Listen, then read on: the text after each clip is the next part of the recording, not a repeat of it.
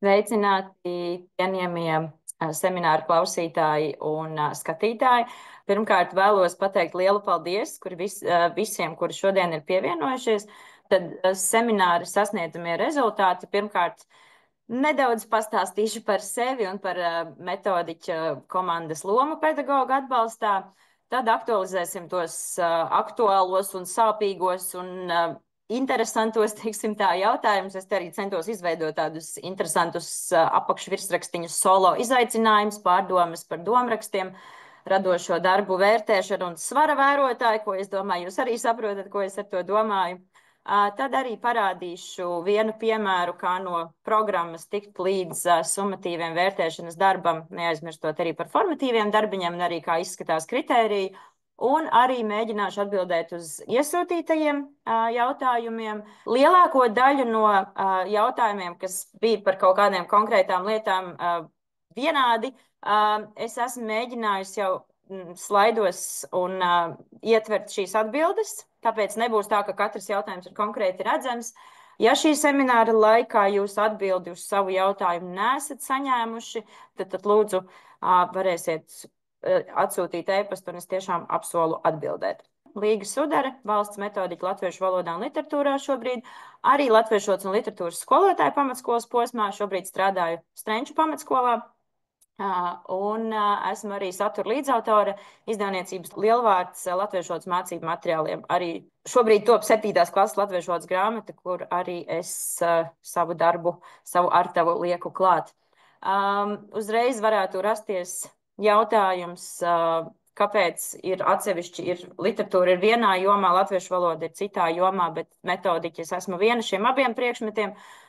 Tas ir diezgan patiesībā loģiski, jomas ir jomas, bet realitāte ir tāda, ka pārsvarā latviešu valodu māca tie paši pedagogi, kuri māca arī literatūru. Arī es pati mācu gan latviešu valodu, gan literatūru, tāpēc tas liekas tīri loģiski, ka par šiem jautājumiem atbildu es. Bet, protams, arī kultūras un pašizpausmes mākslā jomas semināri jums var būt saistoši, tur vairāk par dažādiem radošajiem darbiem var uzzināt un tādas lietas.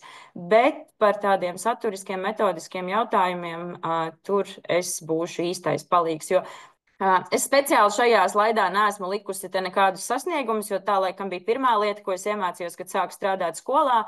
Tagad tu ieej klasē, skolāniem ir pilnīgi vienalga, cik tev bija maģistra darbā un kādā krāsā bija tavs diploms un kādi ir tavi karjeras lielie sasniegumi. Viņiem interesē, kādas būs mūsu attiecības, viņi interesē, kā mēs kopā strādāsim. Un es domāju, šajā situācijā ļoti līdzīgi. Arī jums vissvarīgākais ir, kas es esmu un kā mēs sadarbosimies tādā tīri cilvēcīgā ziņā. Tāpēc es gribēju iesākt ar tādām tā kā savām vērtībām, kas arī ir tapušas gadu laikā strādājot izglītības vidē. Pirmā noteikti man ir jāpiesauc, ka es senāk dzīvoju Rīgā un strādāju Rīgas Juglas vidusskolā, tad, kad tur vēl direktori bija Aija Melle, un viņa mums ļoti bieži teica, nedariet ķeksīša pēc. Un tas ir arī kaut kas, ko es esmu pārņēmusi, šo domu un šo drosmi patiesībā nedarīt ķeksīša pēc, bet tas nenozīmē nedarīt. Tas nozīmē darīt pēc būtības, saprast lietas, nevis vienkārši censties izpildīt, tāpēc, ka kāds kaut ko lūk prasīja un ir izdomājis, kā mēdz teikt, bet mēģināt saprast, kas tas ir un darīt pēc būtības ar jēgu un tā, lai pašam ir prieks, teiksim tā. Tā ir viena lieta, kas man arī šajā darbā ir svarīga. Es neesmu vienkārši kaut kāds valsts ierēdnis, es arī esmu skolotāja, un tas, ko es gribu jums teikt, tas ir arī tas, ko es mācos un ko es arī sev varu teikt. Un otra lieta ir, ko es sev atgādinu arī kaut kādos brīžos, ka es esmu pedagoģu atbalsta departamentā. Mans galvenais uzdevums ir atbalstīt pedagogus, nevis mācīt vai rādīt, kā pareizi, nevis aizpildīt tikai kaut kādas atskaites un kaut ko tam līdzīgu, bet sniegt atbalstu pedagogiem, jo, manuprāt, ir ļoti labi, ka šobrīd ir šis pedagoģu atbalsta departaments ar mūsu nodaļu, kur katram priekšmetam ir savs metodiķis. Arī uzreiz man gribas tomēr piebilst, kas nav manā pārziņā, jo arī jau šobrīd esmu saņēmis diezgan daudz jautājumus, arī uz šo semināru iesūtītie jautājumi. Daļa nav saistīta ar to, kur es varu palīdzēt. Tātad lietas, kas nav manā pārziņā, ir valsts pārbaudes darbi. Tur ir atsevišķs vesels departaments, olimpiādes, tur ir atsevišķa nodaļa, kas par to rūpējas. Iekļaujošā un speciālā izglītība un sākumskolas un profesionālās izglītības specifika arī tas, kas attiecās tieši uz sākumskolu par vērtēšanas sistēmu, par e-klases tiem sasniedzamiem rezultātiem mums ir sākumskolas metodiķis. Tāpat arī profesionālā izglītībā šobrīd ir savs, ja nemaldos, 3 metodiķi profesionālās izglītības. Es sadarbojos ar šiem metodiķiem jautājumos, kas ir tieši saistīti ar latviešu valodu, bet par to, kas ir tieši specifiski profesionālai izglītībai, tur būs citi cilvēki, kas var atbildēt. Un šo visu metodiķu un citu profesionāļu kontakti ir via mājaslapā, skatieties kontakti un struktūra vienības, un tad tur ir redzami šie departamenti un nodaļas. Bet, protams, ja jūs man atsūtīsiet jautājumu, kas ir par olimpiādēm vai par speciālo izglītību, es mēģināšu noskaidrot atbildi vai arī pārsūtīšu jūsu vēstuli kādam, kurš varēs uz to labāk atbildēt. Šeit tāds īsts ieskats valsts metodiķa darba pienākumos, kādi tie ir. Daudzas lietas varbūt šeit nav iekļaujams tādā sarakstiņā, un te es arī nelasīšu, kas tad ir tie pienākumi, bet vēlos izcelt vienu lietu, ar ko es arī šajos mēnešos jau aktīvi strādāju, un kas, manuprāt, ir ļoti labas ziņas latviešu valodas skolotājiem. Tātad notiek metodiska atbalsta materiāla izstrāde, un šobrīd jau pirmā darba grupa ir sākusi strādāt. Šeit jūs redzat tādu tabuliņu, kā jūs redzat, pati pirmā ailīte ir latviešu valodai, un šīs kolonnas tās ir klases, 1. līdz 12. Un tātad mēs esam paši pirmie, kas tiks pie šiem metodiskā atbalsta materiāliem, kuros būs gan tematiskie plāni, gan metodiskās norādes, kur atrast informāciju, gan arī izstrādāti mācību materiāli. Un, man liekas, pats svarīgākais temata noslēguma pārbaudes darbi 2 variantos ar atbildēm, vērtēšanas kritērijiem un metodiskiem komentāriem katram tematam no 1. līdz 12. klasē.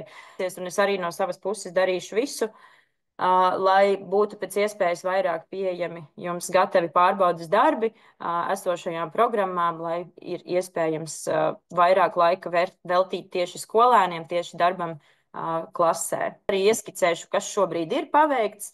Tātad darbus uzsāku oktobrī. Nevarētu teikt, ka pārāk daudz laika ir pagājis, bet godīgi sakot, šis laiks ir bijis ļoti intensīvs un ir nācies darīt daudz dažādas lietas un saprast un mācīties un skaidrot.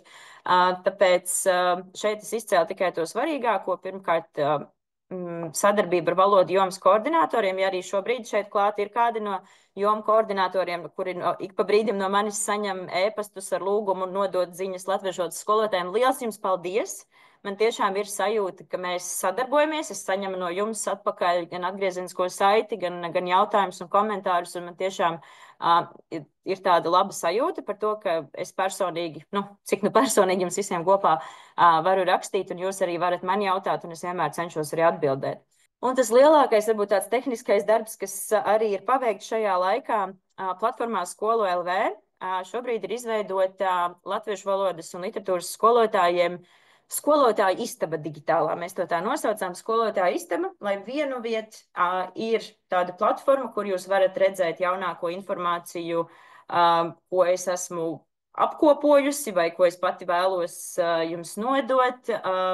Un arī ir ievietots pasākumu kalendārs, kur var apskatīties tieši latviešu valodai un literatūrai saistošos gaidāmos kādus pasākumus. Un, manuprāt, noderīgākais, ko es tur esmu arī ievietojusi, ir latviešu valodas un literatūras mācību līdzekļu saraksts visās klašu grupās, sākot no 4. klases, jo sākuma skolā ir atsevišķa skolotāja istaba, kur tie ir pieejami, arī ierakstot, kas ir gaidāms, un arī norādot cenas un arī kādi ir papildu materiāli. Manuprāt, šis varētu būt tiešām noderīgi, tad, kad skola vēlas izlemt, kādus mācību līdzekļus lietot, Un, piemēram, jā, pavisam nesen, starp citu, latviešu valoda 8. klasē visu laiku nebija mācību grāmatas. Tagad beidzot ir arī 8. klasē viena mācību grāmata, kas atbilst kompetenci pieejai. Tā ir viena lieta, un otrs vēl diezgan apjomīgs darbs, ko es vēl mēģināšu visu laiku turpināt un turpināt. Metodisko atbalsta materiālu krātuve, teiksim tā, kur arī šeit redzēt sadaļās esmu sadalījusi šī brīža aktuālās programmas, tematiskie plāni, stundu plāni, metodiskie līdzekļi, vārnīcas datubāzes skolēniem, kuri darba lapas konkrēti, literatūras stundām materiāli un arī citi noderīgi resursi. Šeit, piemēram, no sadaļas citi noderīgi resursi ir ļoti labs materiāls par interviju veidošanu, tad šeit ir par stilistikas jautājumiem, par sarunvalodu. Tātad dažādi veidi apkopoti materiāli, kas jums citreiz var noderēt kā iedvesma, citreiz var noderēt arī kā pats materiāls un arī metodisko līdzekļu sarakstā ir daudz, kas tiešsaistē pieejams, jo ļoti bieži ir tā, ka skolotājs jau vienkārši nespēja aptvert visu, kas nu kur tagad kurā mājaslapā ir parādījies. Tāpēc šeit es mēģināšu to visu apvienot. Lūgums jums no manis.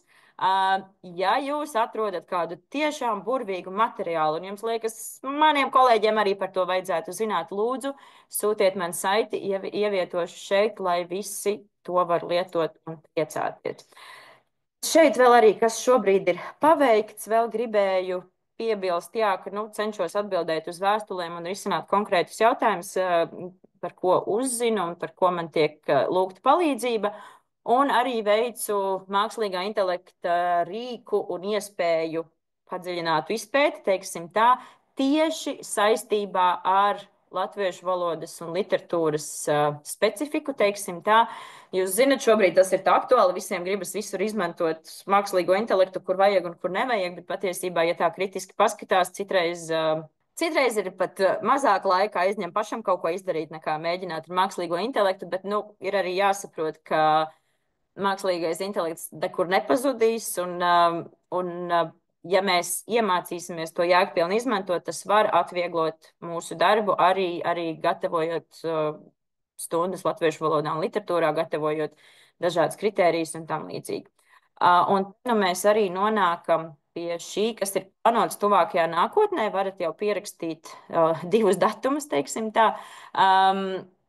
18. martā, kas ir pēc 2 nedēļām arī otrdienā, ir plānota pirmā mācīšanās kopiena, kas būs veltīta tieši pārbaudes darbu veidošanai. Šodien es tikai nedaudz ieskicēšu, parādīšu, kā es to daru un kā to būtu vēlams darīt un uz ko, kā tam vajadzētu izskatīties, bet tā būs kopiena, kur mēs kopā strādājam. Tas nebūs vienkārši, ka es runāju un jūs klausāties.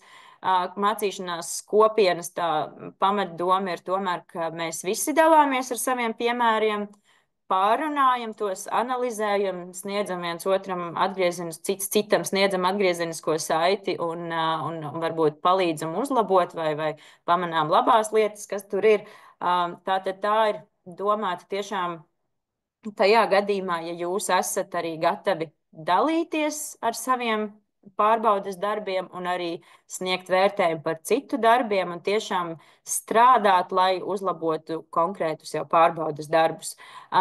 Papildu informācija un pieteikšanās saite ir Latviešu valodas un literatūras skolotāja istabā. Jā, vienīgais vēl saistībā ar skolotāju istabu vēlos piebilst, lūdzu pārbaudiet, vai jūs esat reģistrējušies ar savu īsto e-pastu, ko jūs ikdienā lietojat, jo, ja automātiski tur ielasās skolu LV e-pasts, bet tas nozīmē, ka jūs tad nesaņemat no manis nekādu aktuālu informāciju, nekādus jaunumus. Ja jūs ievadīsiet tur savu e-pastu, tad arī tas būs veids, kur es varēšu nosūtīt jums ziņu par kaut ko tiešām aktuālu. Es apsolu nesūtīt e-pastā ziņas par katru sīkumu, bet tiešām tad, kad ir kaut kas tāds aktuāls. Un 15. aprīlī es labprāt ar jums dalītos tajās lietās, ko es esmu izpētījusi un sapratusi par mākslīgā intelekta izmantošanu latviešu valodā un literatūrā. Pirmkārt, jā, es zinu, šobrīd daudzi ir sākuši lietot datorijumu.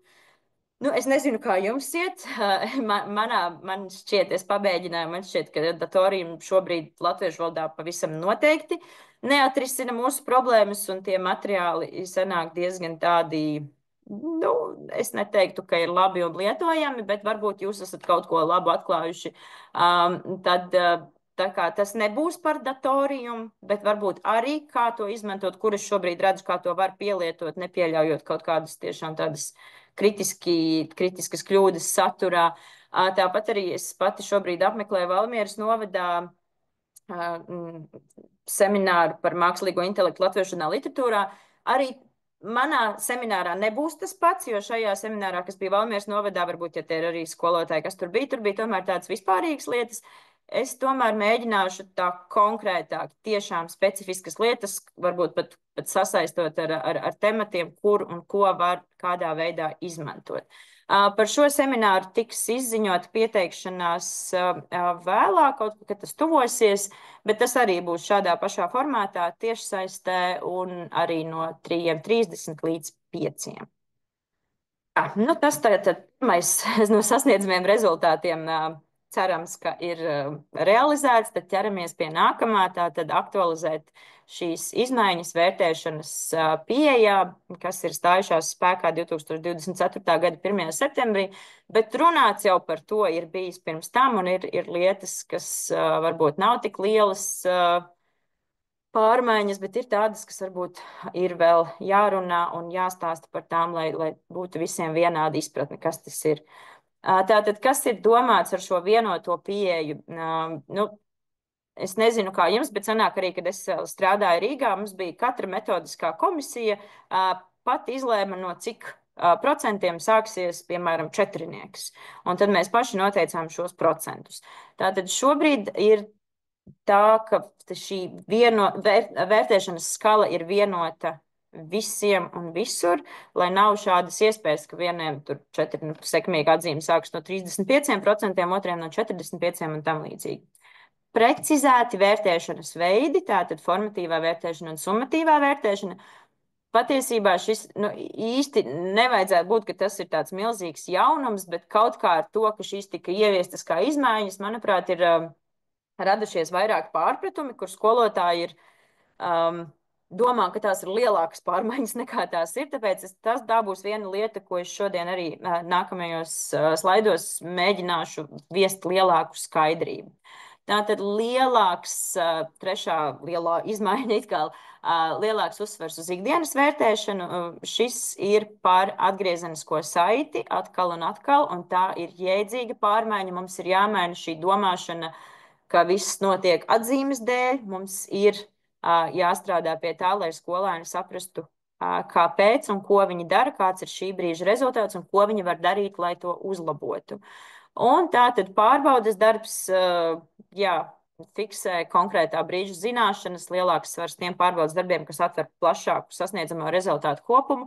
Arī šie svērtie vērtējumi ir radījuši lielu satraukumu, tāpēc par to mēs šodien arī parunāsim, un vērtējumu uzlabošanu. Manuprāt, šis ir ļoti labs risinājums, lai arī skolotājiem atvieglotu darbu, un ja pareizi to komunicē ar skolēniem un viņu vecākiem, tad arī nevajadzētu tam radīt pārlieku lielu stresu un satraukumu, bet es zinu, ka tāds šobrīd ir radies, un tāpēc tas atkal ir runāšanas un skaidrošanas darbs un izpratnes veidošanas darbs, par ko mēs arī šajā gadījumā nedaudz mazāk parunāsim, bet runāsim vienkārši, ko darīt, lai tie vērtējumi ir tādi, ka beigās nav tik traki, teiksim tā. Tagad jau pie tādām konkrētām lietām. Es zinu, daži jautājumi un komentāri piesakoties šim semināram bija tādi, ceru, ka būs praktiski latviešu valodas piemēri, bet es nevaru uzreiz ķerties pie latviešu valodas piemēriem, jo tomēr ļoti daudzi jautājumi rāda, ka par šīm pamatlietām ir jāskaidro un jāskaidro vēlreiz, lai būtu skaidrība un lai varbūt rastos šī izpratne, kā vienā jautājumā bija noformulēts, lūdzu pastāstiet, kas ir obligāti un kas nav obligāti. Tad šis būs tas mazais ievadiņš par to, kas ir obligāti un kas nav obligāti. Tātad, kas mums ir obligāti? Tas ir izglītības standarts. Ielikšu šeit arī saiti, ja kāds vēlas to viegli un ātri atrast, ir pamat izglītības standarts un vispārējās vidējās izglītības standarts, kuri noteikti sasniedzamie rezultāti 3 gadu, teiksim tā, šķēlumā. Tātad no 1. līdz 3. klasē, no 4. līdz 6. un no 7. līdz 9. Un tur ir šie tādi plaši, vispārīgi sasniedzamie rezultāti, kas ir obligāti, kas būtu jāprot skolēnam beidzot 3. klasi, 6. un 9. Un obligāta ir skolā, izglītības iestādē izstrādāta vērtēšanas kārtība. Nākamais līmenis - programmas, paraugu programmas, mācību līdzekļu paraugi, metodiskie ieteikumi satura apguvē un vērtēšanā. Tie nav obligāti. Tie ir pielāgojami un tie ir, kā lai saka, jā, paraugu programmas nav obligāts, var izstrādāt arī savu autorprogrammu. Tās ir izveidotas, lai parādītu, lai dotu šo piemēru, kā realizēt standartu, kā tad to sasniedzamo rezultātu, kas ir dots uz 3 gadiem, sadalīt pa klasēm, pa tematiem un apakštematiem. Taču tas nav kaut kas, ka mums ir tagad jādusmojas un jāpakārto viss, un varbūt jums tur nesanāk kaut kas, un jūs nevarat saprast, ko darīt, tad jūs apskatāties standartā, kā tur ir noformulēts šis galvenais sasniedzamais rezultāts, un varbūt jūs to paraugu programmas tematu vai sasniedzamo rezultātu veidojat, tā teikt, pēc sava ģīmju un līdzības, tikai ar noteikumu, ka tas tik un tā ved uz to pašu sasniedzamo rezultātu. Nu, un tad ir skolotāji izveidots vai pielāgots tematiskais un vērtēšanas plāns. To arī veidojat jūs paši, bet jo vairāk jūs apskatīsiet piemērus un par to interesēsieties, jo, protams, labāk to būs pašam izdarīt. Ja jūs lietojat kādas izdevniecības mācību grāmatu, tur parasti jau nāk līdzi, varbūt arī šobrīd gan Zvaigzne ABC, gan Lielvārds piedāvā savus mācību līdzekļus latviešu valodā ar autoru programmu, kas nav Skola 2030 programma, un arī, piemēram, Somā ir pieejams tematiskais plāns 5. 6. klasē un arī pārbaudas darbi. Tos jūs arī, tas nenozīmē, ka jums vārds vārdā viss ir jādara tā, kā tur teikts, jūs pielāgojat savām vajadzībām un saviem skolēniem. Nu, tad ir arī skolotāji veidoti stundu plāni, kas, protams, arī ir jūsu ziņā. Tātad šis ir tāds atgādinājums, ka nav, ja programmā jūs redzat kaut ko citādāk, tad jums ir visas tiesības to mainīt, un kā atšķirt, kurš mācību līdzeklis tad ir lietojams. Tātad parasti šim mācību līdzeklim parādīsies norāde, ka tas ir veidots atbilstoši valsts pamatizglītības standartam, ministru kabineta noteikumi numurs 747. Un mācību izdevums ir apstiprināts Izglītības zinātnes ministrijā 2000, šeit es ieliku iksiņus, tātad tur varbūt, man liekas, agrākie ir 2017. gads, jo sanāca, ka 4. klases latviešu valodas grāmata Lielvārdam tapa reizē ar šo jauno paraugu programmu, tāpēc tā arī ir atbilstoša. Bet tas viss šobrīd ir pieejams Skolu LV platformā, latviešu valodas skolotāja istabā, nav pašiem jāmeklē, varat to visu redzēt tur. Tā, nu tagad vēl daži vārdi par mācību sasniegumu vērtēšanas kārtību, ko izstrādā izglītības iestāde. Jo ļoti daudzi jautājumi no skolotājiem, kur ir apjukuši, kā kas tagad notiek, patiesībā ir jārisina izglītības iestādē. Jo labāk skolas vadība paveiks savu darbiņu, jo skolotājiem būs mazāk šo neskaidrību. Šeit atkal nelasīšu tos visus punktus, par ko vajadzētu atrunāt vērtēšanas kārtībā, bet gribu vienu tādu piemēru interesantu pastāstīt no savas skolas arī pieredzes. Tātad šeit ir teikts, kārtībā jāiekļauj reāli izpildāmi nosacījumi. Tūlīt pastāstīšu, kā tas paužas.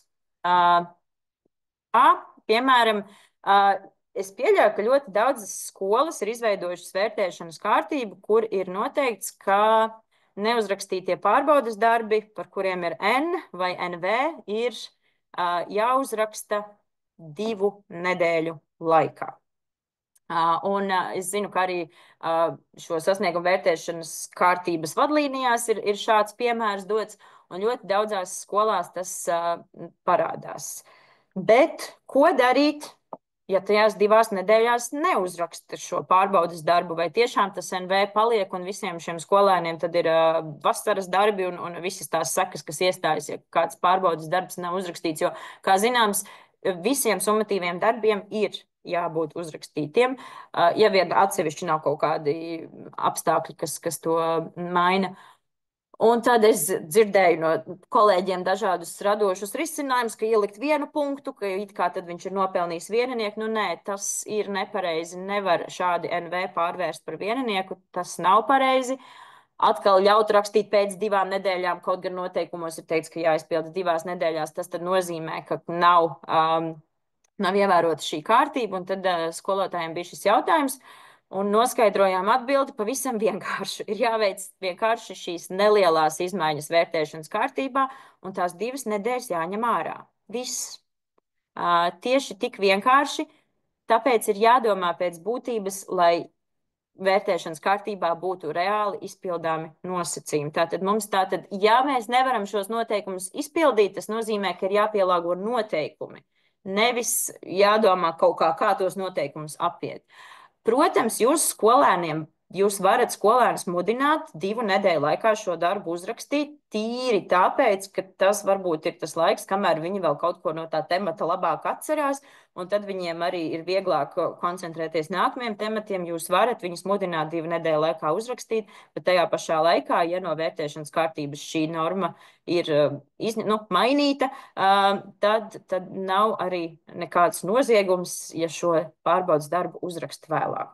Nu, tas tā tīri piemēram, ko nozīmē nepielāgoties, ko nozīmē nevis ķeksīši pēc kaut ko darīt, bet pēc būtības pielāgot kā nepieciešams. Arī vēl ļoti plašs jautājumu klāsts bija par kombinētajiem pārbaudes darbiem mācību gada beigās, kas šī mācību gada beigās būs jaunums. Un arī tā ir lieta, ko nosaka izglītības iestāde. Un arī kombinētā pārbaudas darba svaru nosaka izglītības iestāde. Es zinu, ka ir izskanējuši dažādi viedokļi un dažādi procenti, bet nē, tas ir izglītības iestādes kompetencē pašai šo noteikt un izlemt. Tāpēc nāciet kopā ar vadību, ar kolēģiem un vienojieties, kā jūs redzat, kad un kā šiem darbiem ir jānotiek. Arī par apjomu un tādām lietām. Es vienīgi no savas puses varu ieteikt, domājot par to kombinētā pārbaudas darba saturu, ko tad tur likt iekšā, cik daudz tos sasniedzamos rezultātus tur pārbaudīt.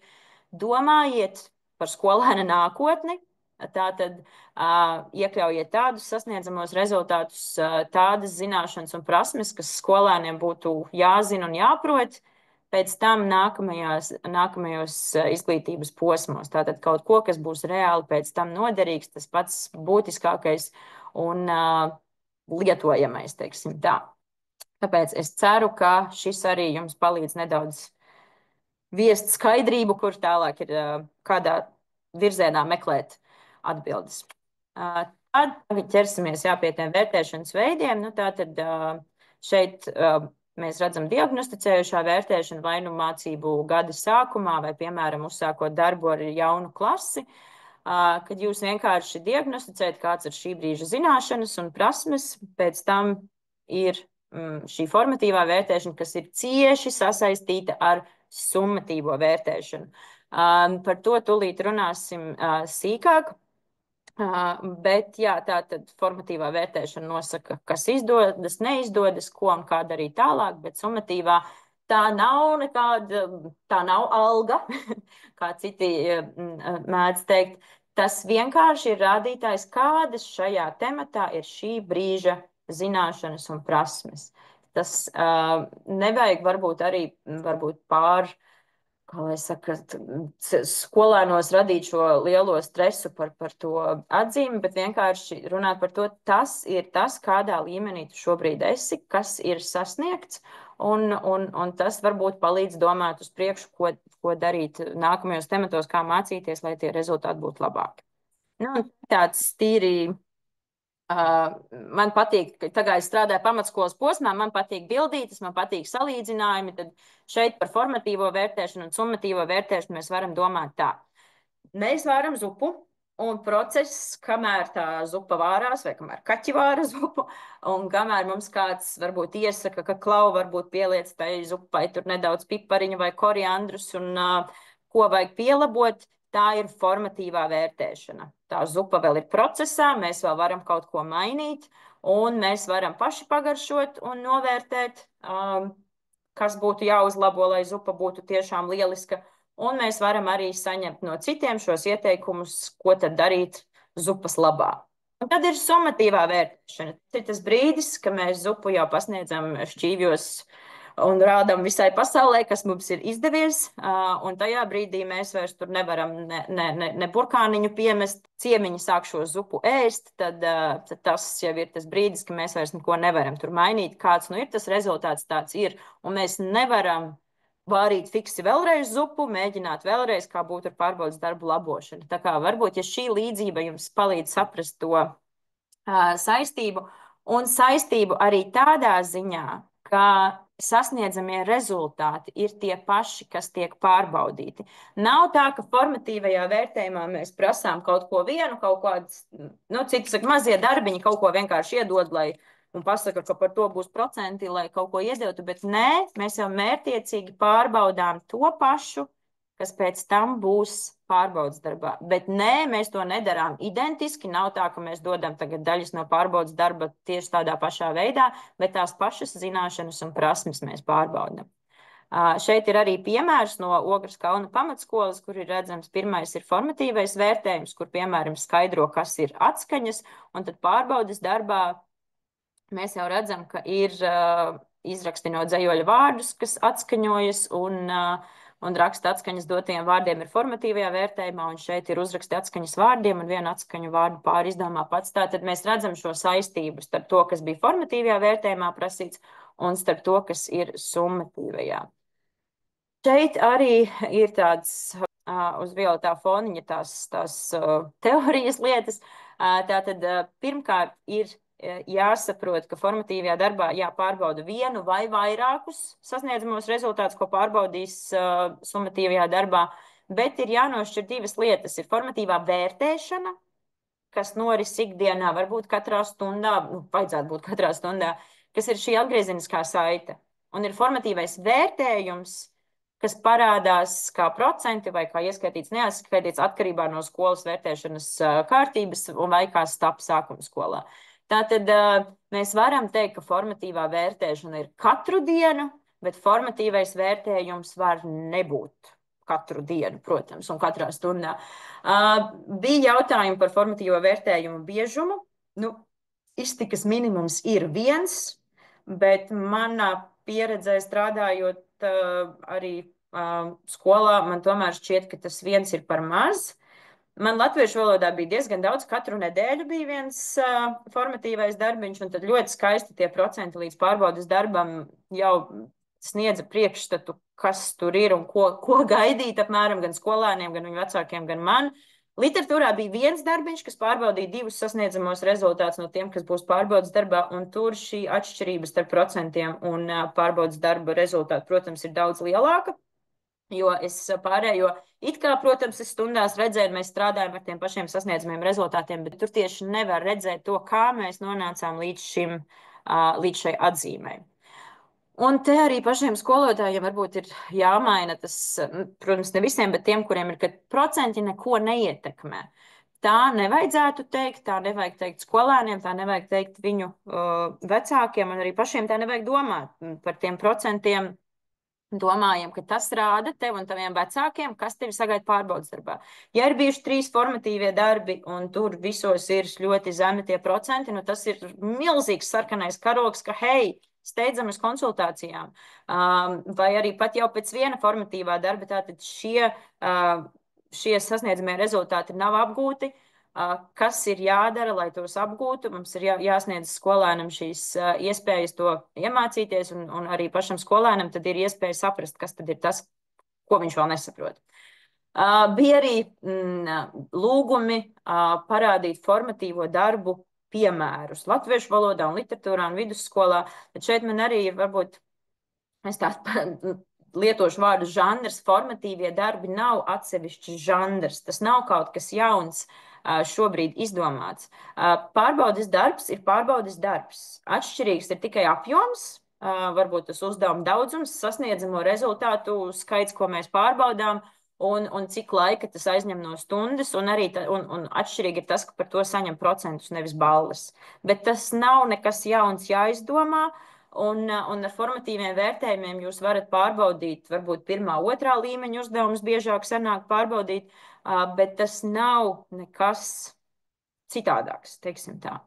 Tad bija jautājums arī tā kā pretruna, kā tad formatīviem vērtējumiem jābūt augošiem, bet tie pārbauda katrā reizē citus sasniedzamos rezultātus. Nē, tiem nav jābūt augošiem, ja tie katru reizi pārbauda citus sasniedzamos rezultātus. Piemēram, pārbaudas darbā tie ir 8, un tad jums katrā formatīvajā darbiņā ir 2, un katreiz tie ir citi, tad, protams, nav nekādas vajadzības tiem būt augošiem, un tas būtu dīvaini, ja tā būtu. Bet, ja ir kāda prasme vai prasme grupa, ko jūs pārbaudat vairākos formatīvajos darbos, tad, protams, būtu labi, būtu vēlams, ka šī līkne ir augoša, ka šie procenti paliek lielāki. Tā kā es ceru, ka šis arī palīdz saprast šīs lietas. Šeit arī piemērs no manas E-klases. Arī var redzēt, bija formatīvais darbiņš. Tur, piemēram, ir raksta pamatojuma teikumu, kurā pauž savu viedokli par sakāvārdu. Un tad pārbaudes darbā ir atkal, ka arī ir par pamatojumu. Tūlīt tās atradīšu. Uzraksta atbildi ar pamatojumu vienā saliktā pakārtotā teikumā. Tad šeit ir papildina palīgteikums ar iederīgiem pakārtojumu vārdiem, un arī pārbaudas darbā ir papildina saliktus pakārtotus teikumus ar iederīgiem pakārtojumu vārdiem. Tātad tie paši sasniedzamie rezultāti, tikai citā kontekstā, citos teikumos. Šeit arī apakšā pieliku no E-klases, kāds ir stundas temats, lai jūs redzētu, es arī dodu skolēniem diktātus, bet diktātus ar uzdevumu pārsvarā, lai būtu šī diktāta rakstīšana plus uzdevums, kas ir tiešā saistībā ar iepriekšējās stundas tematu, un vienmēr klāt pievienoju failiņu, kurā var redzēt, kā tie punkti veidojās. Ja E-klasē man vienkārši ir rakstīts, ka papildina, ka liek, vai arī, piemēram, ka raksta pamatojumu teikumu, kurā pauž viedokli, un tur ir 3 punkti, tad šajā pievienotajā datnē, PDF failā, man ir skaidrojums, kā šie 3 punkti veidojas. Un arī pārbaudes darbam es lieku klāt šādu pašu failu, kurā jebkurš skolēns pats vai viņa vecāks var redzēt, kā šis punktu sadalījums ir veidojies, lai nerastos kaut kādi jautājumi, kāpēc vienam ir 5 punkti, otram 6. Tas vienmēr viss ir caurspīdīgi redzams. Un arī te varat redzēt mājas darbu sadaļu. Man ir obligātie un vēlamie mājas darbi ļoti bieži. Obligātais ir izlasīt skolotājas komentārus diktātu burtnīcā un veikt kļūdu labojumu, ko es arī tad katram ierakstu, kas ir bijis tas, kas viņam būtu jāuzlabo. Es, protams, saprotu, ka visi skolotāji šobrīd nevar kaut ko tādu atļauties un arī nevajag. Tas ir mans tāds redzējums, jo, ja jums ir daudz kontaktstundu un daudz skolēnu, tad, protams, tur pirksti pārstās funkcionēt, ja jūs mēģināsiet katram uzrakstīt, bet arī tāpat ir risinājumi, kā katram sniegt šo individuāli atgriezenisko saiti, un vēlams mājas darbs tas pārsvarā ir, ja stundas beigās, tad, kad mums ir bijusi formatīvā vērtēšana, nevis formatīvais vērtējums, tie skolēni, kur, piemēram, ir dabūjuši tur, es nezinu, no 6 kaut kādiem teikumiem, ir bijuši pareizi tikai 3, tad es saku, tad tas vēlamais mājas darbs ir arī tev, tātad šī diferencētā pieeja, ka tie, kuri tajā brīdī vēl nav kaut ko auguši, lai viņi zina, ko darīt, lai tomēr sasniegtu to stundas rezultātu. Tad arī no kolēģiem esmu dzirdējis, jā, bet tie procenti man galīgi tāpat nesakrita ar gala vērtējumu. Jā, tā var būt, un tad, kad tā notiek, mēs meklējam atbildes, kāpēc tā ir noticis. Un tie iemesli var būt ļoti dažādi. Pirmkārt, sākam ar to, ka tiešām paskatāmies vai pārbaudījām tos pašus sasniedzamos rezultātus. Paskatāmies, vai tas veids, kā mēs to pārbaudījām, nav kaut kāds pilnīgi krasi atšķirīgs, ka skolēns pat nesaprata, ka tas ir tas pats sasniedzamais rezultāts. Un arī, protams, pievēršam uzmanību ārējiem faktoriem, kas var to ietekmēt, to rakstīšanu. Man pašai, tā kā es strādāju ar 6. klasi, un jūs noteikti zinat, ka tas ir tāds diezgan interesants vecums, kur skolēniem ir daudz satraukumu, kas nav saistīti ar mācībām. Nu, kaut gan tāda ir, man liekas, jebkurā vecumā.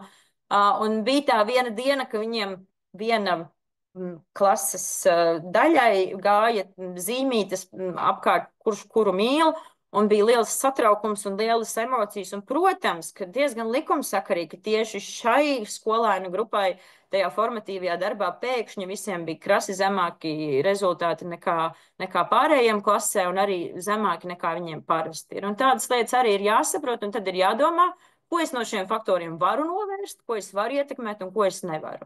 Un ir lietas, ko mēs nevaram ietekmēt, bet mēs varam izanalizēt un skatīties uz priekšdienām vienkārši nu, ņemt vērā. Bet, jā, tomēr arī dažas lietas, ko ieteicams nedarīt. Nu, pirmais, jā, tātad to jau es minēju vairākas reizes, ka formatīvos darbus nedot vienkārši par kaut ko citu un vienkārši kaut kādus, bet ļoti mērķtiecīgi sasaistīts ar to, kas būs summatīvajā darbā. Kā formatīvos vērtējumus izmantot tikai tiešsaistes testus. Tajos testos kaut kā ir vieglāk, varbūt tos procentus iegūt labus, un varbūt tie testi nav tiešā mērā saistīti ar sasniedzamo rezultātu, kas ir pārbaudas darbā, un tad atkal var rasties šī situācija, ka testos visiem tur 90–100%, īpaši, ja tur ir tikai 10 jautājumi, bet pēc tam pārbaudas darbā atzīme ir daudz zemāka. Es šobrīd tos testus izmantoju skolēniem, lai dotu mājās kā treniņu, un tad tā ir viņu atbildība, kā viņi izpilda.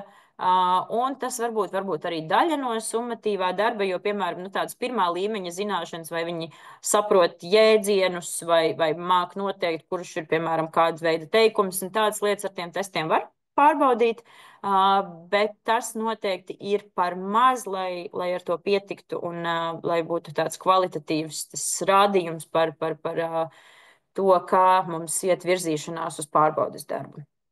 Ko ieteicams arī nedarīt, ka pārbaudīt tikai vienu to sasniedzamo rezultātu. Kā jūs teicat, man pašai bija viens darbiņš, kurā bija kā 2.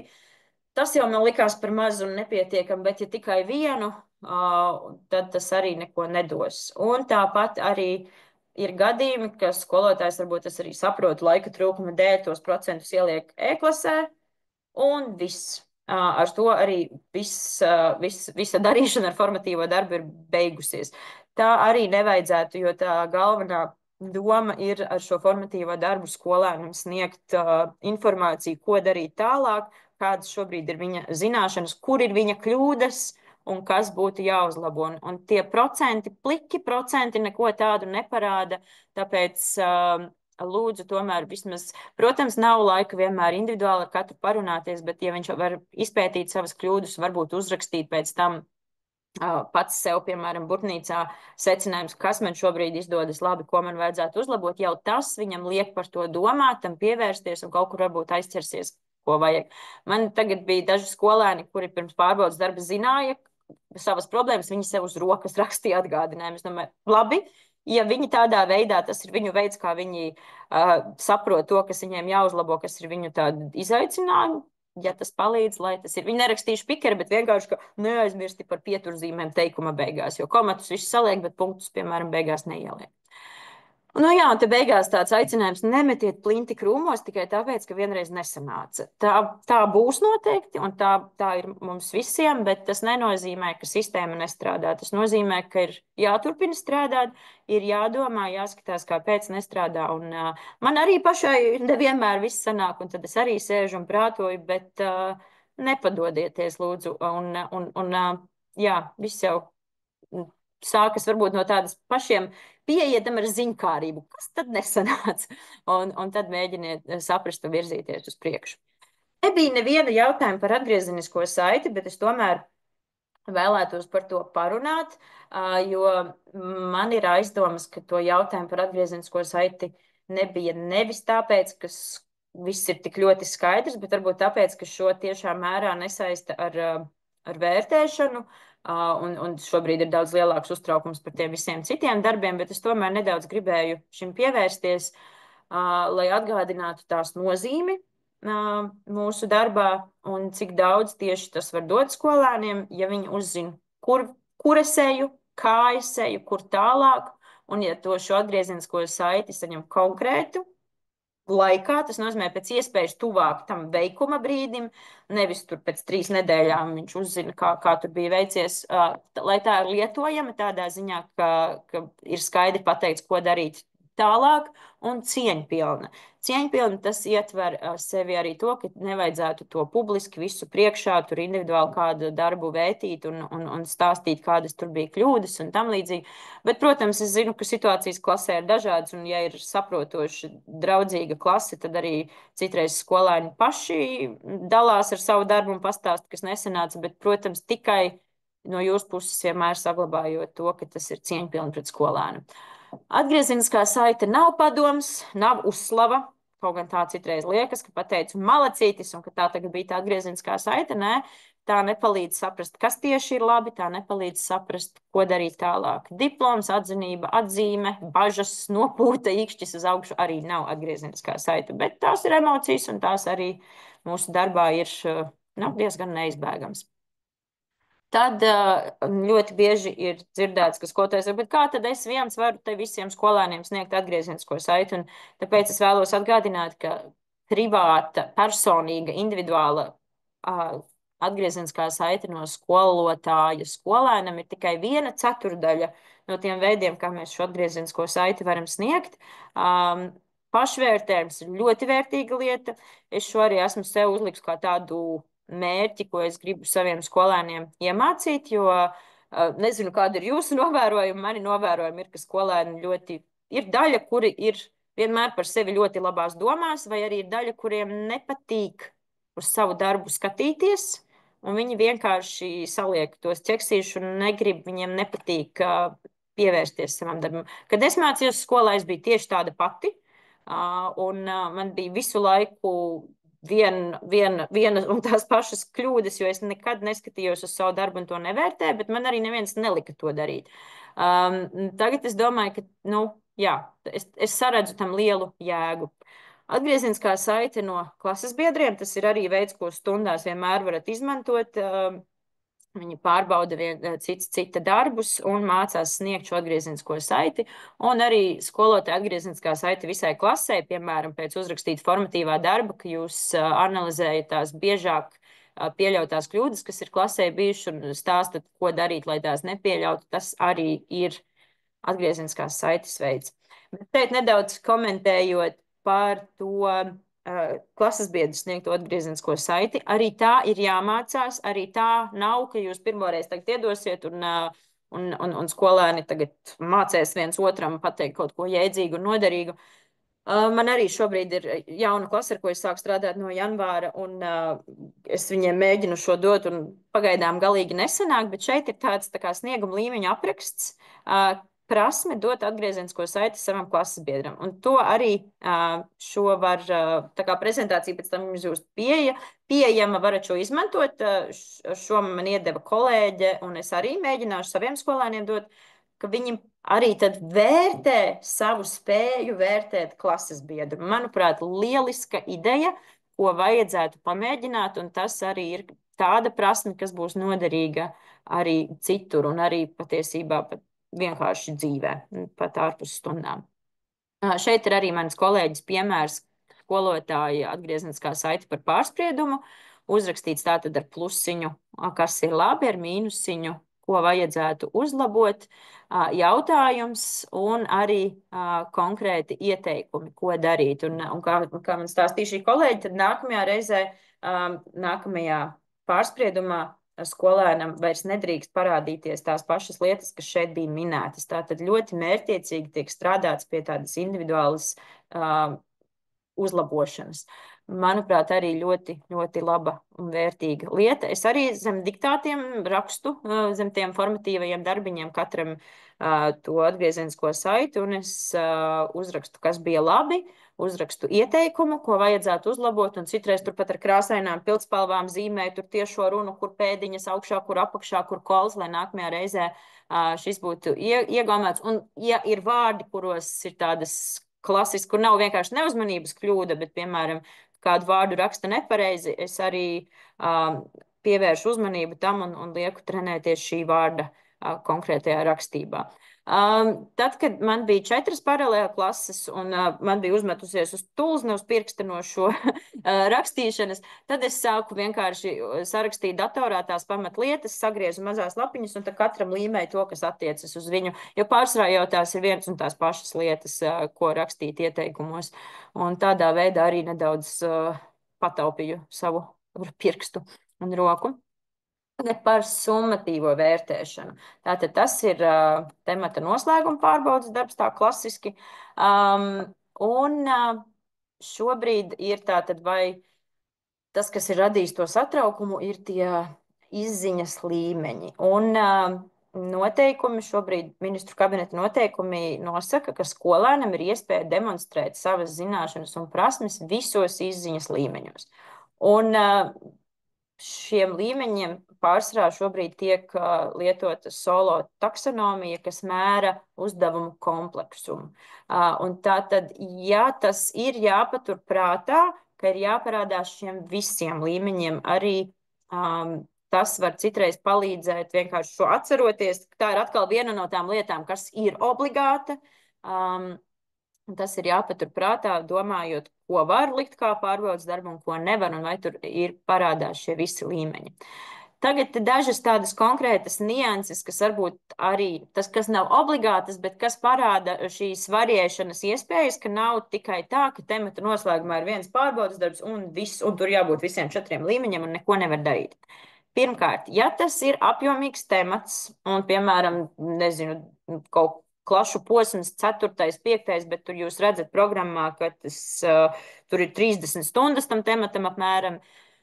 Jūs varat viena apjomīga temata ietveros piedāvāt 2 summatīvos darbus un tad sadalīt, ka puse no sasniedzamiem rezultātiem ir vienā, otra puse otrā. Un, ja, piemēram, ir kāds mazs tematiņš, kur ir, nezinu, 9 stundas, tātad sanāk pat nepilnas 2 nedēļas, ir 4 latviešu valodas nedēļā, un tad jūs to tematu varat pielikt klāt pie nākamā un pārbaudīt kopā šos sasniedzamos rezultātus. Tātad drīkstat apvienot. Nav noteikts, ka ir jābūt 1:1, cik tematu, tik pārbaudas darbu. Kas ir svarīgi? Skolēnam pirms pārbaudas darba ir jāzina, kādi sasniedzamie rezultāti darbā tiks pārbaudīti. Atkal, jau es te par tiem sasniedzamiem rezultātiem daudz minēju, bet tas ir svarīgi. Un, ja tas ir bijis pietiekami skaidri komunicēts pirms pārbaudas darba, tad nav vajadzības. Šis bija konkrēts jautājums, vienkārši nav vajadzības šos sasniedzamos rezultātus tur iekļaut darba sākumā, jo tā jūs tikai pazaudēsiet vietu, un es arī pati cenšos vienmēr, lai mans pārbaudas darbs neaizņem vairāk kā vienu A4 lapu no abām pusēm. Un šeit tagad mēs tuvojamies tam tādam pašai svarīgākajai lietai, bet sāksim ar to, ka pārbaudas darbam ir jābūt pārdomātam.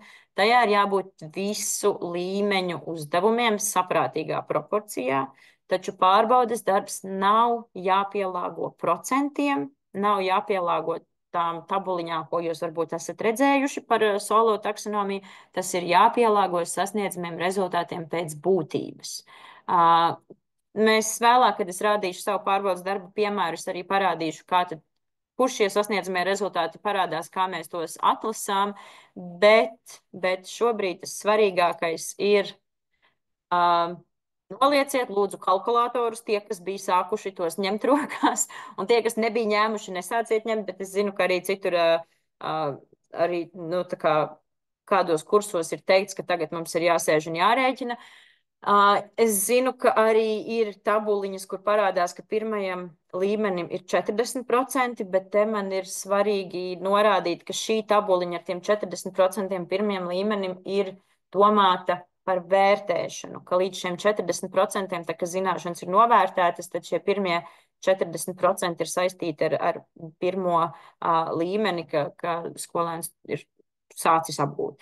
Tāpēc šī ir tāda lieta, ko es arī, teiksim tā, iemācījos praksē darot nepareizi. Es arī sākumā biju sapratusi, ka jābūt pirmajam līmenim 40%, uztaisīja pārbaudas darbu, parādīja savām pieredzējušajām kolēģiem, un viņas uzreiz atmet atpakaļ un saka, nu kas tas par tādu, tāds nesakarīgs tas pārbaudas darbs. Es saku, bet kā, kur tagad jaunā sistēma prasa 40%.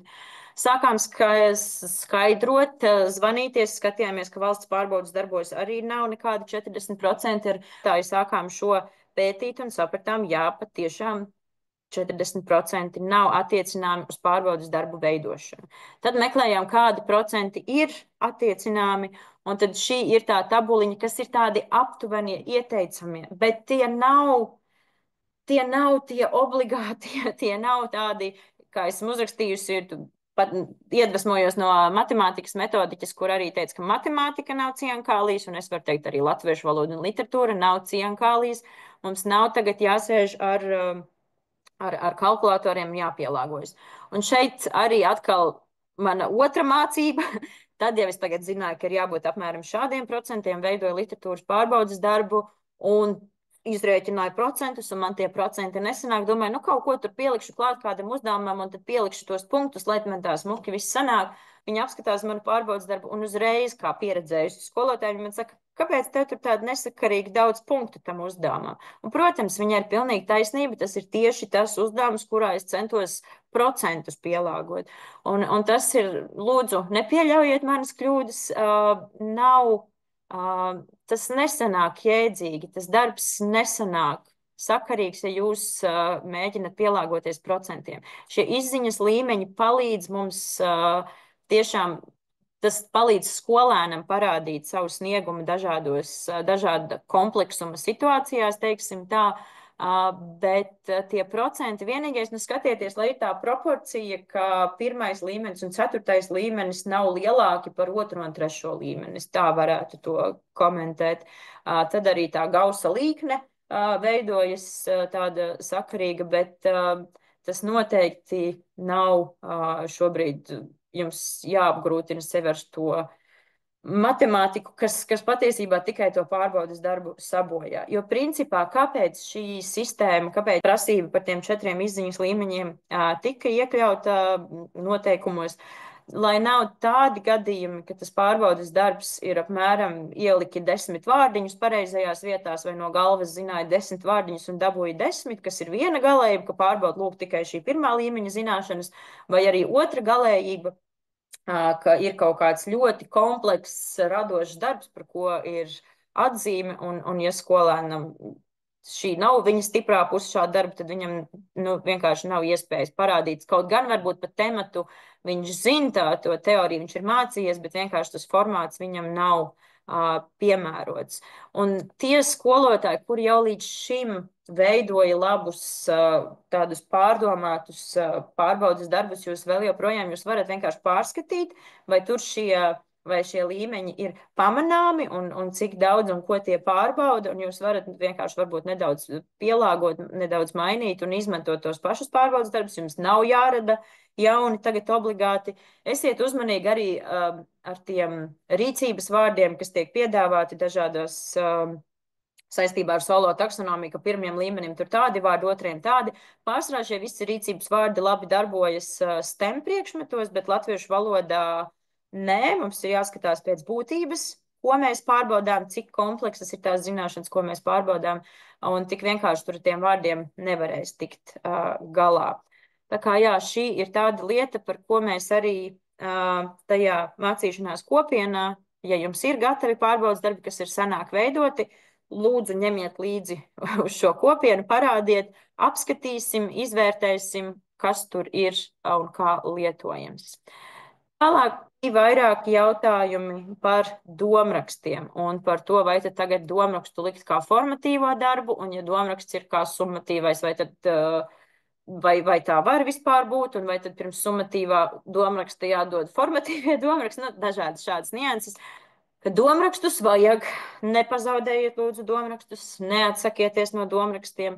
Mūsu kā metodiķu skatījumā ieteicami būtu tomēr 2 līdz 3 domraksti gadā būtu jāuzraksta, ņemot vērā pirmkārt to, ka pārbaudas darbos, valsts pārbaudas darbos vēl joprojām pārspriedums ir jāraksta, un skolēniem savas domas ir jāmāk formulēt un izteikt, un domraksts tomēr, tas ir tāds maratons. Uzrakstīt mazu viedoklīti un pareizi salikt pieturzīmes, tas ir vieglāk, bet uzrakstīt domrakstu, tas ir izaicinoši, tas prasa tiešām daudzas prasmes kopā parādīt. Tāpēc neatsakāmies, bet varbūt pirms domrakstu piedāvājam jautājumus par tematu vai par domrakstu. Ja temats ir tekstveida, piemēram, mācās skolēns, pats šī temata jēga ir mācīties dēstījumu vai apraksta veidošanu un pārspriedumu veidošanu, tad varbūt sākumā ir iespēja iedot tos 1., 2. līmeņa uzdevumus, kuros tiek pārbaudīts skolēnu zināšanas, vai viņi saprot, kas ir argumentācija, kas ir pamatojums, kas ir viedoklis, kā sauc tur teksta daļas un šādus uzdevumus, kur skolēns var šīs savas zināšanas parādīt un kas viņam var palīdzēt arī aktualizēt tās prasības, kas pēc tam domrakstā būs praktiski jāparāda. Tas ir viens no veidiem, kā risināt šo. Tas ir tas pirmais, ko es tikko pastāstīju. Otrs, arī, ka tas vienkārši domraksts, šis pārspriedums visbiežāk gan jau ir daļa no summatīvā darba, ka, piemēram, tas lielais temats ir cits, varbūt saistīts ar kādu citu tēmu, bet daļu no zināšanām prasmēm jūs varat pārbaudīt ar domraksta palīdzību, bet tik un tā klāt tā tad ir vēl tāds klasiskais pārbaudas darbs ar 1., 2. līmeņa uzdevumiem par citu tēmu. Tad domraksts var būt kā viens no temata pārbaudas darbiem. Tātad, ja iepriekšējā gadījumā sanāk, tā ir viena atzīme, kurā iekšā ir punkti par domrakstu un punkti vēl kaut ko, tad otrs variants viena temata ietvaros ir 2 atzīmes. Viena ir par domrakstu, otra par kaut ko citu, un tādā veidā arī jūs šīs prasības nepārkāpjat, pārbaudat temata sasniedzamos rezultātus, un šajā gadījumā tad arī var noderēt tie svērtie vērtējumi, par ko nedaudz vēlāk arī nedaudz ieskicēšu, lai jūs varētu sekot līdzi, ja regulāri dodot domrakstus, kā tad šie procenti tur mainās. Un jā, var, protams, arī vecais labais veids, ka domraksts ir literatūrā, par literatūras tematu, bet punkti par interpunkciju, ortogrāfiju, par literārās valodas normu ievērošanu ir klāt pie latviešu valodas pārbaudas darba. Tā kā šie ir tie risinājumi, ko es šobrīd varbūt varu piedāvāt. Ja jums ir vēl kāds, ja šis tomēr jums šķiet nerisina kaut ko vai redzat kādus riskus vai kādus citus risinājumus, tad arī lūdzu droši dalieties.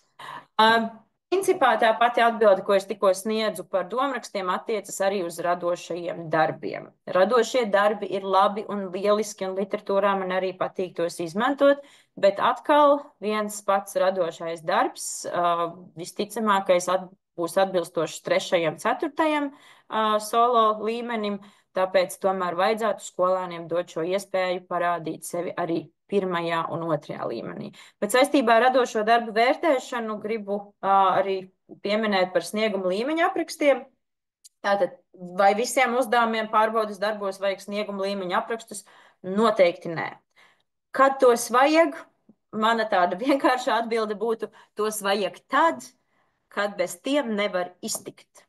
Ja jūs varat iztikt ar to, ka atbilde ir jā vai nē, šis ir izpildīts vai nav, ir punkts nav, tad viss kārtībā, mums ir vienkārši kritēriji.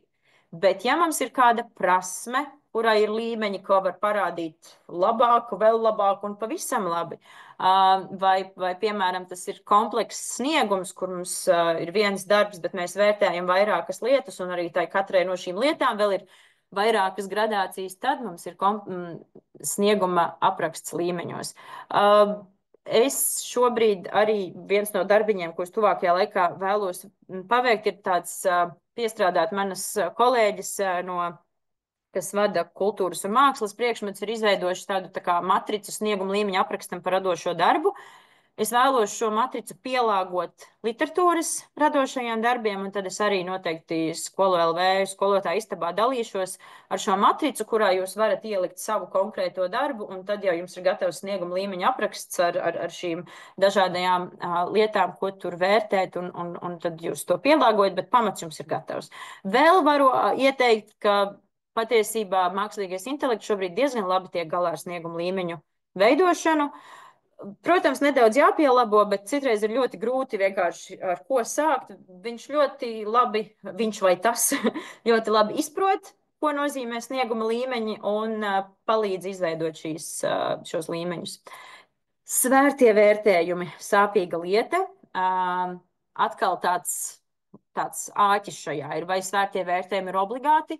Jā, tie ir obligāti, bet svērt var arī vienādi. Nav obligāti jāatšķirās šim svaram, teiksim tā. Tātad jūs varat vienkārši proporcionāli, ka visiem pārbaudas darbiem ir vienāda nozīme, bet varat arī dalīt sīkāk. Tātad šeit ir daži piemēri, ka, ja skolotājs ir nolēmis mācību gada sākumā pievērst īpašu uzmanību argumentācijas prasmei, un to plāno attīstīt visu 4 tematu ietvaros, visu mācību gadu, tad, protams, būtu loģiski, ka lielāks svars ir šai pēdējai atzīmē.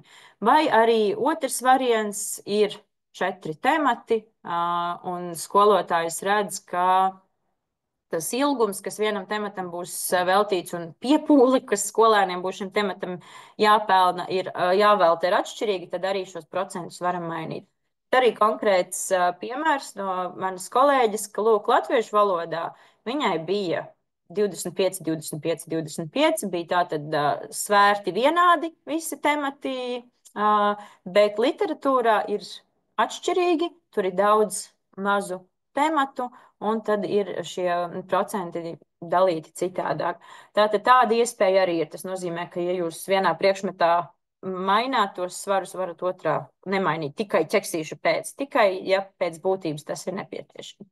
Arī bija jautājums, vai ir iespējams apvienot svērtos vērtējumus pa vairākiem mācību gadiem, kas ir aktuāli vidusskolai, jo tā atzīme ir tā kā kursa beigās.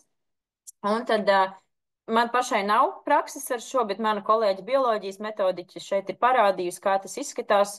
Tātad E-klasē ir iespējams izvēlēties cita mācību gada žurnālu, un tur tātad tos svarus norādīt līdz kursa beigām, un tad tas gada beigu vērtējums, tas ir kā tāds starpvērtējums vienkārši. Tas nav kursa vērtējums, jūs mācību gadu, tur, piemēram, 10. klases beigās ieliekat to vērtējumu, tad tas ir kā starpvērtējums, un tas kursa gala vērtējums būs 11. vai 12. klases beigās. Tā kā ceru, ka šis arī palīdz skatieties E-klasē, un šī lieta ir sakārtojama. Jā, nu tagad ar ko sākt? Pie pašām beigām man šāds jautājums. Šis ir jautājums par to, kā sākt pārbaudas darba veidošanu. Vēlējos jums arī parādīt, kā tas var izskatīties, bet, protams, tas nav vienīgais veids. Un tas būs 6.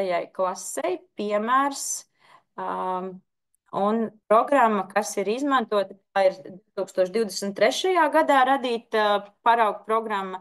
Arī to varat Skolu LV atrast, kas ir arī alternatīva Skola 2030 programmai. Tā kā daudzi varbūt no jums jau šo zina, daudzi nezina, varat apskatīties, bet tie metodiski atbalsta materiāli, kas šobrīd tiek izstrādāti, būs veidoti balstoties uz šo programmu. Tāpēc es arī pati izmēģināju izmantot šo programmu. Tātad šeit ir programmas fragments, 6. klase, 6. temats.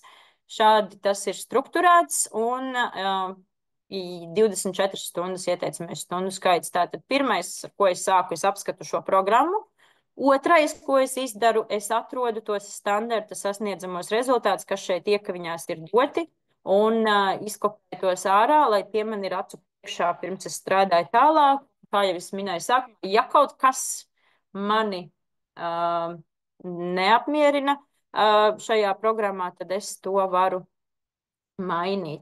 Vērtēšu, šīs ir 2 lietas reizē, kas notiek, un arī skatos uzdevums pārbaudas darbā, kādi ir uzdevumi sasniedzamie rezultāti un kuram līmenim atbilst. Un tādā veidā es veidoju šo. Un tad es veidoju tādu tematisko plānu, kur es sadalu tos programmas sasniedzamos rezultātus, un šeit jau ir sarakstīti arī stundu sasniedzamie rezultāti, bet, tas varbūt tālajā dzīvē nevienmēr uzreiz, citreiz tas ir pakārtoti, bet pirmais ir tie sasniedzamie rezultāti no programmas tiek izrakstīti, un te jau es traknrakstā iezīmēju tos, ko es gribēšu pārbaudīt summatīvajā darbā. Jo, protams, visus mēs nevarēsim pārbaudīt. Tad, kad es to esmu izdarījis, es tos lūk iekopēju šeit, jau skatoties uz to programmu, es esmu izlēmusi, ka mans pārbaudes darbs būs divās daļās. Sanāks, ka 4. līmenim būs atsevišķs darbiņš citā stundā, un pirmajiem 3 līmeņiem būs tāds klasiskais pārbaudes darbs. Un šeit dzeltenā es iekrāsoju to, ko es gribēšu pārbaudīt formatīvajos darbiņos procesa laikā. Un te šeit, piemēram, ir pirmais darbiņš, man būs, ka viņi paši stundā veido ielūgumu vai apsveikumu, un pēc tam samainās, un viņiem ir snieguma līmeņa apraksts, un viņi klases biedra darbu novērtē pēc šiem kritērijiem, pēc šiem snieguma līmeņiem. Tādā veidā viņi patiesībā iepazīstas ar tiem kritērijiem, tiks vērtēts arī viņu sniegums pārbaudes darbā šajā 4. līmeņa uzdevumā. Un es arī varu novērtēt un sniegt viņiem atgriezenisko saiti, kā viņiem šobrīd ar to veicas, lai pēc tam viņi šo uzdevumu veiktu arī pārbaudes darbā. Tikai tas būs cits konteksts, un tur ir tādi, lai jūs neteiktu, bet kāds 4. līmenis, ja viņi jau to ir darījuši. Atkarīgs ir konteksts, kā tas tiek lietots, un to es arī jums parādīšu. Tātad, jā, esmu atlasījusi šo visu, un tad šeit sākumā es veidoju tādus, kā tad es pārbaudīšu to, ko es tur biju uzrakstījusi. Šeit ir, un tagad parādīšu pašu pārbaudes darbu. Šeit es uzliku pirmais variants, pirmā daļa. Tad citu arī variantu veidošanā mākslīgais intelekts var palīdzēt. Šeit ir pirmais uzdevums, kur vienkārši izvēlas kopā vai atsevišķi. Tas bija tieši programmā sasniedzamais rezultāts, pirmais līmenis, un vēl ar niansi, ka viņi mācās izmantot pareizrakstības pārbaudēju vārnīcu. Un šeit arī, protams, var būt dažādi, varbūt digitāli, varbūt ar klasisko vārnīcu atkarībā no iespējām. Tad man vienmēr liekas svarīgi, ja ir teksts, kas ir jālasa, ka ir arī jābūt kādam jautājumam par tekstu no satura, kur viņi kaut ko pārbauda. Tad šeit sākas par lietišķo vēstuli. Uzdevumi arī visur tā tad ir norādīti punkti, un viss turpinās ar vienu tematiku, kas man arī šķiet svarīgi šajā laikā, kad viss ir tik sadrumstalots, ka viss pārbaudas darbs, pirmkārt, tas viss temats bija saistīts ar kino un filmām, tad arī pārbaudas darbā ir par Oskaru kinoakadēmijas balvu, tālāk ir lietišķa vēstule par ielūgumu uz kino festivālu, un šādā veidā arī tāda sasaiste veidojās, un tad ir saņemt šis ielūgums uz kino festivālu, tad skolēnam ir jāuzraksta atbilde lietišķā stilā, un šis ir 3. līmeņa uzdevums. Šeit varētu uzreiz strīdēties, bet kāpēc tas ir 3. līmeņa? Tas liekas ļoti komplekss uzdevums, un jāievēro lietišķās normas un pareizrakstība, un pašam jāsacer vēstuli, bet šajā gadījumā viņiem ir paraugs. Tā vēstule, ko viņi no fragmentiem redz iepriekšējos uzdevumos, rāda gan, kā ir jāveido paraksts, gan kāda ir uzruna, un arī patiesībā temats parādās. Tātad šajā gadījumā īsti par 4. līmeni to nevarētu varbūt uzskatīt. Bet tad ir šī 2. daļa, kur viņi vēl, tā kā pirmā daļa ir nodota, viņi var iepazīties ar pilnu to vēstules tekstu, kur jau tagad te viss ir pareizi salikts, un viņiem ir jāizveido ielūgums uz atsevišķas lapas, un jāizdomā trūkstošā informācija no tās, kas te ir prasīta, un tā jāatrod esošā informācija. Tātad norāda, ka tas ir ielūgums. Viņi redzēs, adresāti viņi redzēs, uzaicinājumu viņi izdomā paši. Norises datums tekstā nav skaidri norādīts, vieta un laiks arī nav skaidri norādīti, tātad tas viņiem pašiem ir jāizdomā, un paraksts viņiem ir jāsaprot, rakstās nevis savā vārdā, uzvārdā, bet viņi raksta šī domātā personāža. Šis tāds neliels piemērs, kā tas izskatās vērstā variantā, kas ir, teiksim, tā pārbaudes darbam aizkulisēs. Un šeit ir snieguma līmeņa apraksts 2. daļas uzdevumam, tātad tiek vērtēts saturs, pareizrakstība un rakstu darbu kultūra. Šeit arī ir saites uz dažādiem metodiskiem materiāliem par vērtēšanu, ko jūs varat izpētīt. Un arī šeit ir visi webināri par vērtēšanu, tātad arī manus kolēģus citus metodiķus varat paklausīties. Liels paldies jums par uzmanību, un man lielākā tiešām cerība un vēlme ir, lai tas jums noderētu, un lai tas jūs arī kādā ziņā nenobiedē, bet palīdz jums uzticēties sev, kā jūs strādājat, ka nav tā, ka viss šobrīd ir pilnīgi citādāk un pilnīgi svešs un nesaprotams, bet tā, lai jūs vienkārši varat strādāt pēc jēgas un pēc būtības. Tā kā paldies!